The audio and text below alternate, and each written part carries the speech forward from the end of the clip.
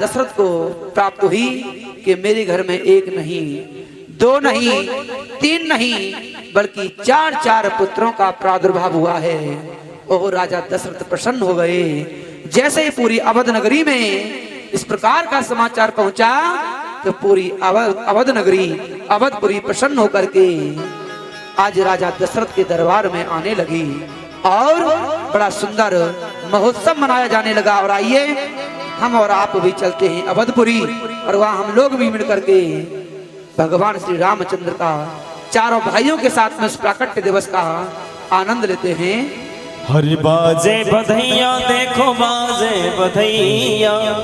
और आइए माताओं, जिन जिन को लगता है कि आज चार चार लालाओं का जन्म हुआ है, हमें खुशी है, तो बड़े भाव के साथ में अपने स्थान पर नृत्य। और जिनको देखो, जिनको किसी से डर नहीं है वो तो आगे आ जाती है नाचने के लिए, और यहाँ जिन पे आता नहीं है वो बेचारी बैठी रहती है। तो तंदू खूब लग जाए, बीच में खड़े होकर के खूब नाचो।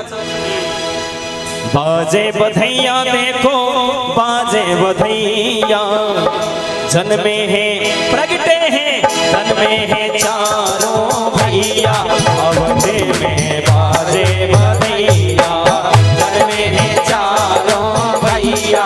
अवध में बाजे बधैया, ओ बाजे बधैया, देखो बाजे बधैया, बाजे बधैया, देखो बाजे बधैया, ओ बाजे बधैया, देखो बाजे बधैया, बाजे बधैया, देखो बाजे बधैया। ओ जन्मे हैं, जन्मे हैं, जन्मे हैं चारों भैया। अवध में बाजे बधैया, जन्मे हैं चारों भैया। अवध में बाजे बधैया।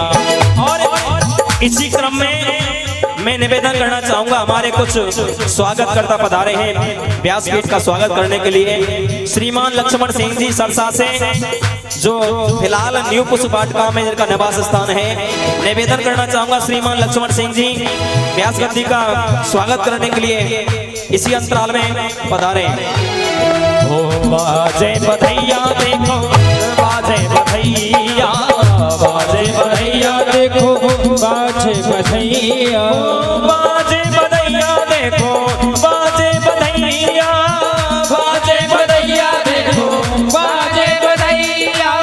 जन्मे हैं प्रगटे हैं, जन्मे हैं चारों भैया। अवध में बाजे बधैया, जन्मे हैं चारों भैया। अवध में बाजे बधैया।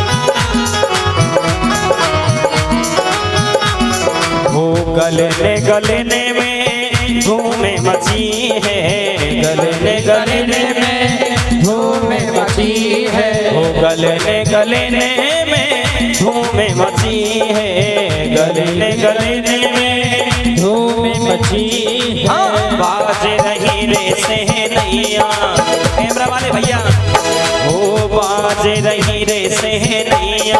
अवध में बाजे बधैया, जन्मे हैं चारों भैया। अवध में बाजे बधैया।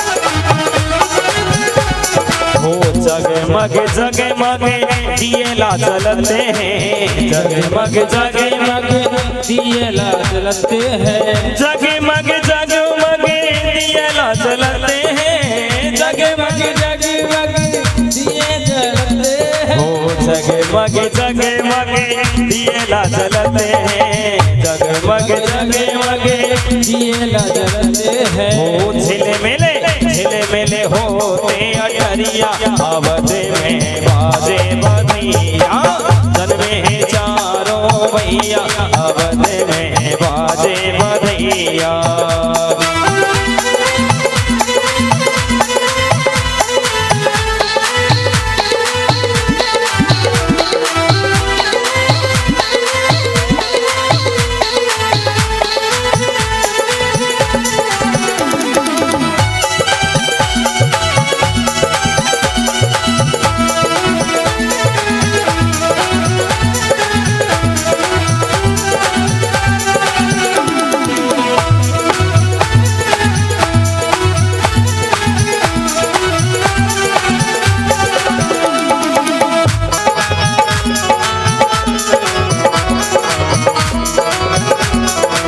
कौन लुटावे हीरा मोती, कौन लुटावे हीरा मोती, कौन लुटावे हीरा मोती, कौन लुटावे हीरा मोती, कौन लुटावे रुपैया, हाँ कौन लुटावे रुपैया, अवध में बाजे बधैया, जन्मे हैं चारों भैया, अवध में बाजे बधैया।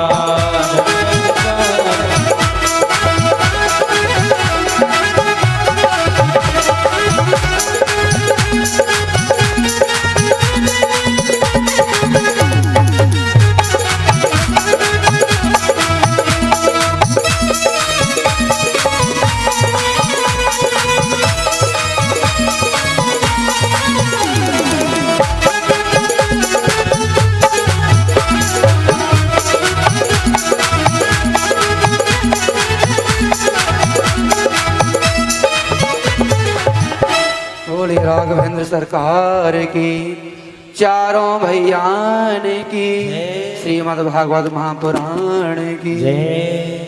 माता बहन सज्जनों, आज राजा दशरथ की खुशी का कोई ठिकाना नहीं रहा कि जहां एक पुत्र का दर्शन करने के लिए तरस रहे थे, बेचैन रहते थे, व्याकुल रहते थे, लेकिन आज उस परमात्मा की विशेष कृपा हुई और आज उनके घर में चार चार पुत्रों का जन्म हुआ। चारों ओर बड़ी खुशी की लहर है, चारों तरफ राजा दशरथ की पूरी प्रजा बड़ी प्रसन्न हो रही है और भगवान को धन्यवाद दे रही है। धीरे धीरे समय व्यतीत होने लगा और आज बच्चे थोड़े बड़े हुए और आज समय आ गया उन बच्चों के नामकरण संस्कार। और नामकरण संस्कार में कुल पुरोहित का होना बहुत आवश्यक होता है। जब तक कुल पुरोहित कुल गुरु नामकरण संस्कार कराने के लिए न आए, क्योंकि ये छोटी मोटी खुशी नहीं होती, ये पुत्र की प्राप्ति की जो खुशी होती है बहुत विशेष प्रकार की खुशी होती है। अब यहाँ एक दूसरी बात आती है, कुछ लोग कहते हैं कि पुत्र की तो इतनी खुशी, तो फिर पुत्री की खुशी नहीं होनी चाहिए।